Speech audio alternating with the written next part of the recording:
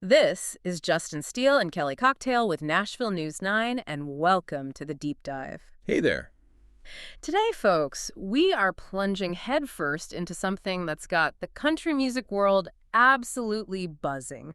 Louder than a cicada convention, maybe? Huh. Maybe just. We're talking about Tyler Childers' highly anticipated new album, Snipe Hunter. It's a huge deal. I mean, 7-time Grammy nominee, the anticipation is palpable. It really is. And we've dug into the source material, mainly a fantastic piece from Saving Country Music, which you know is a great independent voice. Absolutely. And its comment section, which is, let's just say lively. Oh, yeah. Comment sections, that's where the real action is sometimes. Totally. So our mission today is to unpack what's really significant about the Snipe Hunter release, and maybe even more interesting, how the fans are reacting. Because the reaction is, well, it's split. Huh. Passionately so. Exactly. There's this real tension about what's actually new on this record, what isn't, and why are fans so, wonderfully divided about it all. And that tension is why deep dives like this are so, well, necessary today. With every little snippet on YouTube, every live recording leak, social media buzzing, it all fuels this massive speculation. So an official album drop becomes this really complex thing. It's the artist's plan versus what the fans expect or even demand. That's a great way to put it. And these sources, like the Saving Country Music piece and comments, they give us this rare peek behind the curtain. Yeah, it's not just the press release view. It's insight into the fan psyche, how the digital world has totally changed the game for defining new music. Okay, so let's start with the official stuff. The album is called Snipe Hunter. It's dropping July 25th. Right. And get this, the producer is the legendary Rick Rubin. Wow. Yeah, that name alone adds a whole other layer of interest, doesn't it? Huge weight. Absolutely. Now, before the full track list came out, he dropped 2 singles, Oneida and Nose to the Grindstone. Uh-huh. Familiar names to longtime fans. Very familiar. Which is interesting, right? Because for many diehards, these aren't exactly brand new. Yeah. Oneida first showed up on his Red Barn radio session. Oh, yeah, Red Barn. That was way back, like 2016. Almost a decade ago. It's been a fan favorite that long. It's that kind of poetic song, him being smitten with an older woman, maybe unrequited. Right, classic early Childers feel. And Nose to the Grindstone, that's been a standard at his live shows for years. A real crowd pleaser. Definitely. So for those really plugged-in fans, those first singles felt more like polished reunions than brand new discoveries. Polished reunions, I like that. But here's where it gets, like you said, really interesting, especially for the broader audience. Right. The full track list reveals 13 songs, and apparently 11 of them are genuinely new, previously unheard studio recordings. 11. Okay, now that's significant. Right, because as Saving Country Music points out, his recent albums like Can I Take My Hounds to Heaven or Country Squire, they had stuff we'd heard before. Live versions, covers. Yeah, a mix. So this promises a lot more fresh, studio-crafted material for people who mainly listen via official releases, streaming, and such. It feels like a more definitive statement for this moment, maybe. Yeah. And the titles themselves, they give off some interesting vibes. Oh, for sure. The titles alone are sparking speculation. You look at the lead track, Eatin Big Time. Word is it's tied to some old inside joke about living high on the hog. Kind of suggests, success, maybe indulgence. Interesting. Then there's Tirtha Yatra. Yeah, that one jumped out. Sanskrit for a pilgrimage to India, often Hindu or Buddhist studies. And that connects directly to stuff fans have been talking about in the comments, right? Yeah. Spiritual journey. Someone joked he'd gone Hare Krishna. Exactly. It taps right into that fan chatter. Yeah. And then you've got titles like Tomcat and the Dandy or Dirty Hot Trill. They just sound Kentucky. They really do, like those classic old Kentucky vibes, pointing back to his roots. So it seems like he's exploring, where he came from and these newer paths. Paints a really intriguing picture. But of course, with any big release, there's always the flip side. What didn't make the album? Ah, yes. The ghosts of albums past or albums that never were. Right. Despite all this new stuff, some fan favorites are MIA. Yeah, and that always stings for the dedicated followers, like Jersey Giant. It's become this massive hit for other people, like Brooks and Dunn covered it. Right, big hit for them. And its absence from a Childers record just kind of builds its legend, Fans were really hoping this time. And what about Wailin' on My Willie? Nope, didn't make it either. So fans wanting that specific lyrical theme will have to stick with Ever Lovin' Hand, I guess. Huh, okay. But it really brings up that core dilemma, doesn't it? How does an artist balance giving fans genuinely new stuff versus delivering those beloved tracks that have been floating around unreleased for years? It's a tough balancing act. There's no easy answer there. Which maybe leads us right into the next big tangle. Yeah. What does new even mean anymore in this YouTube live recording era? Exactly. Is there one definition? Or is it totally subjective now, depending on how deep a fan you are? Okay, let's dive into that because the Saving Country Music comments, wow, it really became a battleground over the word new. Absolutely. A real focal point. You had folks like Peter T. arguing pretty strongly that if you dig around on YouTube and SoundCloud, Yeah. a lot of these new songs aren't new to them. Peter T. actually counted like 8 songs he said have been on YouTube for years. Mentioned Nose, Oneida, Cutting Teeth, Tomcat, even Snipe Hunter itself. Huh. So for the superfans, the deep divers, it feels different. Right. And someone else, Silas Garber, chimed in saying finding live versions of Snipe Hunter isn't hard. He's played it live for almost a decade. It shows this, like, fan ownership of unreleased work. Okay, so that's one perspective, the deep cut hunters. But then you've got other listeners like Haley S. She basically said, look, for me, 11 songs will be totally new because I don't spend my time hunting down grainy YouTube videos. I wait for the official album. And that's a perfectly valid way to experience music, too. She's waiting for the polished, intended product. So where does the source article, Saving Country Music, land on this? How do they define it? Well, Trigger, the author, brings in some needed clarity.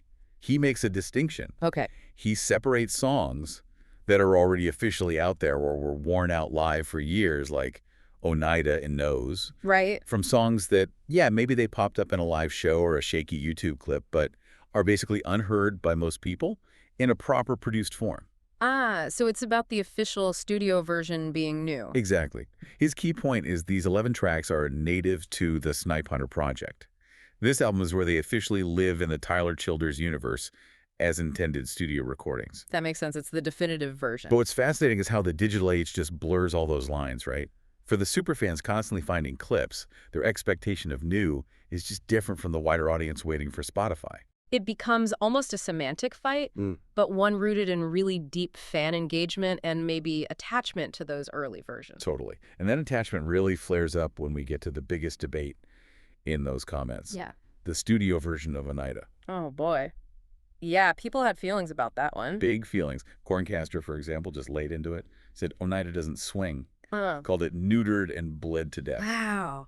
Neutered. Yeah, compared it to robots and zombies, like it lost all its raw live energy, that natural rhythm, you know? That suggests a real problem with the production, in their view. Yeah, and then Hank 33 jumped in really dramatically saying, clearly Rick Rubin is the new Phil Spector. Oh.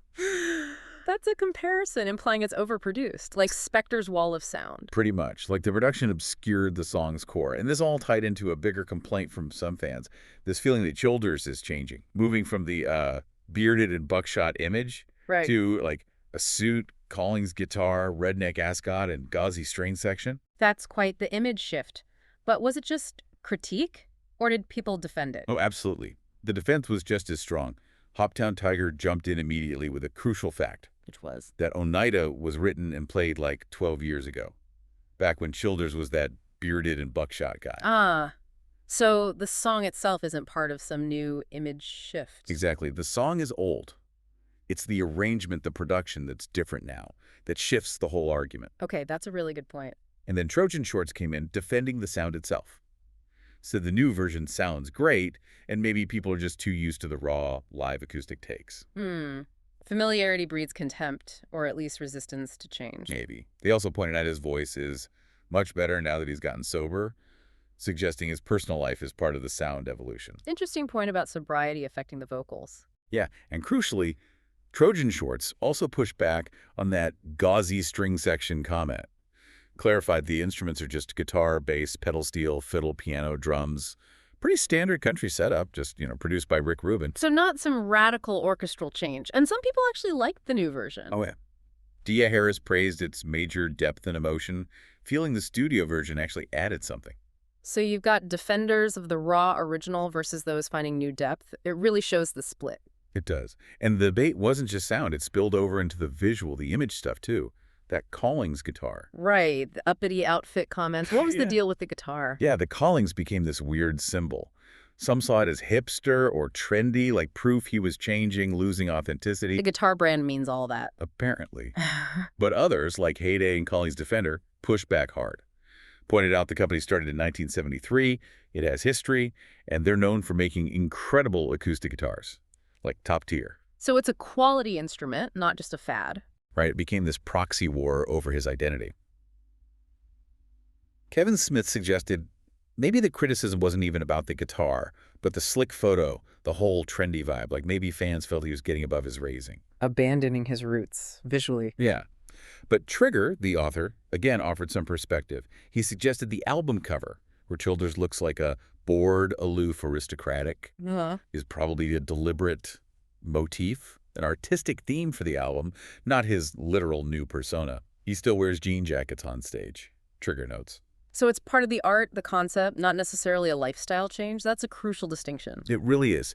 And it ties into the bigger picture, doesn't it? This inherent tension when any artist, especially with such a passionate base, evolves. Yeah, that connection fans feel to the original version of the artist is so strong. It's almost proprietary sometimes. Any change can feel like a betrayal to some. And this Snipe Hunter discussion shows perfectly how Childers' life changes sobriety. Working with Rubin, those India trips might be influencing his music and look. And how that evolution gets met with this wild mix of reactions. Exactly. Praise, disappointment, deep analysis. It's all there. You had commenters like RJ defending him, calling out the whiny little yappy dogs, resisting change, saying an artist has to grow, has to put food on the table. Passionate defense there. Very. And then String Buzz saw the Rubin collaboration differently, saw it as proof Childers is very serious about putting out something substantive, like it's a sign of artistic ambition, not selling out. So integrity versus commerce, growth versus staying true. It's all swirling around this album. It's a constant negotiation for artists today, navigating their own path while managing fan expectations. So wrapping this all up, what's the big takeaway for you, for the listener? This feels like more than just one album release. Oh, definitely. It's like a case study in modern artist-fan dynamics. It shows that challenge artists face. Yes. How do you grow? How do you change creatively while still honoring your roots and the fans who got you there?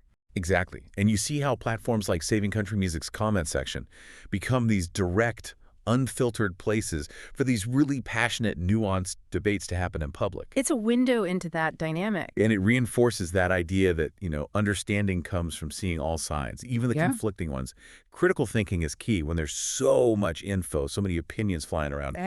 This really highlights how listeners are actively shaping the story around an artist's work now, way beyond just buying the album or going to the show. Absolutely. So, to boil down our Snipe Hunter deep dive, huge excitement for new Tyler Childers music, for sure. Undeniable. But it comes wrapped in this fascinating debate over what new really means today, and these really intense discussions about artistic growth, sound, image, the whole package. From Oneida's swing to the brand of his guitar, it's all part of the conversation. It definitely is. So wherever you land on these debates, the album itself is the main event. Make sure you pre-save, pre-order Snipe Hunter, check it out July 25th, and form your own opinion. Yeah, definitely listen for yourself. And maybe, as Tyler Childers gives us an album called Snipe Hunter, the real snipe hunt here is trying to pin down what new actually means to every single listener. Or maybe it's trying to hold on to an artist's past self while they're busy forging ahead into their future. It leaves you wondering, right? What does it take for an artist to keep their original fans happy while also evolving and bringing in new ones? Is that even possible? A question maybe every artist grapples with. Definitely food for thought. Thanks for joining us on this deep dive.